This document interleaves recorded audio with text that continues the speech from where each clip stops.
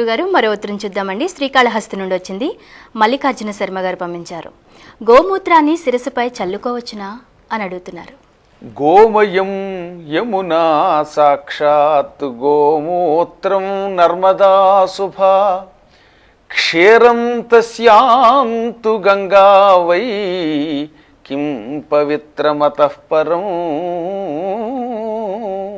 స్కాంద పురాణంలో కాశీఖండంలోని శ్లోకం ఇది. గోమయం అంటే ఆవు పేడ యమునా నది, ఆవు మూత్రం నర్మదా నది, ఇంకా ఆవు పాలంటే గంగా నది. అందుకే ఆవు కంటే గొప్ప పవిత్రమైన వస్తువు మరొకటి లేదు. రోజు పూర్వకాలంలో స్నానం చేసిన వెంటనే గోమూత్రం శిరస్సును చల్లుకుని అప్పుడు ఆచమనం చేసేవారు. అసలు మంత్రశాస్త్ర నియమం ప్రకారంగా ఆచమనం చేయకుండా పూజ చేయకూడదు కదా. ఆ విషయం దాదాపుగా అందరికీ తెలుస్తుంది. పొద్దుటే లేవగానే 3 సార్లు ఆచమనం చేసి అప్పుడు పూజ చేస్తారు. అసలు ఆచమనానికి కూడా మళ్ళీ అర్హత ఉన్నది. ఆచమనం చేయాలంటే గోమూత్రం శిరస్సున జల్లుకోవాలి అని నియమం. కాబట్టి ఆవు మూత్రం శిరస్సున జల్లుకుని అప్పుడు ఆచమనం చేసి అప్పుడు పూజ మొదలు పెడితేనే పూజ బాగా ఫలిస్తుంది. అందువల్ల ఆవు మూత్రం జల్లుకొని తీరాలి. రెండోది, గోమూత్రాన్ని ఆవు తోక దగ్గర నుంచే జల్లేసుకుంటే గోవు మూత్రం పోస్తున్నప్పుడు ఆ తోక మీద కూడా కొంచెం మూత్రం పడుతుంది. ఆ తోకతో శిరస్సు మీద జల్లుకోగలిగితే అటువంటి వాడికి భూమండలం చుట్టూ ప్రదక్షిణ చేసిన పుణ్యం వస్తుంది.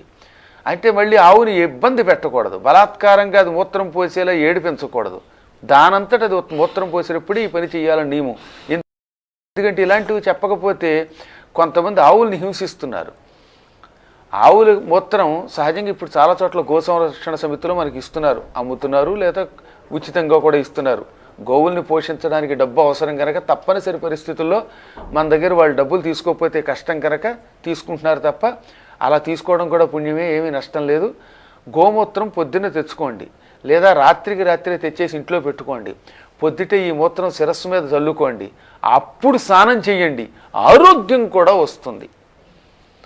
స్నానానంతరం మళ్ళీ చల్లుకుని ఆచమనం చెయ్యండి, గొప్ప యజ్ఞం చేసిన ఫలితం వస్తుంది. ఇంతెందుకు, గోమూత్రం స్నానానికి ముందు కానీ తర్వాత కానీ ఎప్పుడైనా జల్లుకున్నా, ఒంటికి పూసుకున్నా దానివల్ల ఆరోగ్యం వస్తుంది, ఐశ్వర్యం వస్తుంది, ఆనందం వస్తుంది. శరీరం విడిచిపెట్టాక తప్పక స్వర్గ సుఖాలు లభిస్తాయి. ఇన్ని ఫలితాలతో కూడింది గనక నిశ్చింతగా గోమూత్రం శిరస్సునే కాదు అన్ని చోట్ల చల్లొచ్చు. దొరికితే రోజు అందులో స్నానం కూడా చేయమని చెప్పారు. గోమూత్ర స్నానం అంటారు. దురదలు ఉండవు. నగర వీధుల్లో ఈ కాలుష్యాలకి అస్తమాటు గోక్కుంటున్నారు జనాలు. చర్మ వ్యాధులన్నీ టక్కున పోవాలంటే గోమూత్రమే దానికి తగిన ఔషధం. కాబట్టి శరీరానికి కూడా కాంతివంతంగా ఉంచి చర్మ వ్యాధుల్ని తొలగించే అపూర్వ శక్తి కలిగిన పరమపూజ్య వస్తువు గోమూత్రం. అంచేత గోవు అన్ని రకాలుగా పవిత్రం. గోవు శరీరంలోని అవయవాలన్నీ అంత గొప్పవి. దాని శరీరం నుంచి వచ్చే వ్యర్థ పదార్థాలు కూడా పవిత్ర పదార్థాలు. మంచి ప్రశ్న వేశారు. ఈ విధంగా గోమూత్రం, గోమయం, గోవు పాలు వీటన్నిటినీ సద్వినియోగం చేసుకుందాం.